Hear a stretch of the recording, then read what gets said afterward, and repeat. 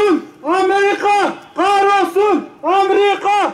Kahrolsun Amerika! Kahrolsun Amerika! Kahrolsun İsrail! Kahrolsun İsrail! Kahrolsun İsrail! Kahrolsun İsrail! Filistin'de dertler olan İsrail, hedeflerine hiç olmadığı kadar yakın, bu hedefler noktasında birlik ve beraberlik oluşturmak çabasında da daha önce olmadığı kadar kararlıyız. Karanlık çabanın sökmesiyle yok olacaktır zulüm. Hak güçlenince bitecektir.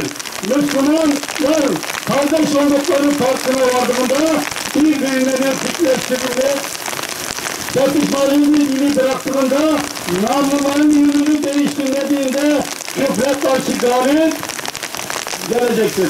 Müslümanların ilk kitlesi Meşid-i Aksa'nın işgalden kurtulmasını, Siyonist esaretin sonlanmasını istiyorsak ilk hedefimiz vahdet olmalıdır. Kudüs bizim birleşmemizi, bütünleşmemizi beklemektedir.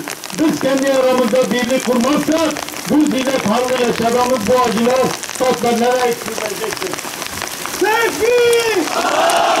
Tekbir!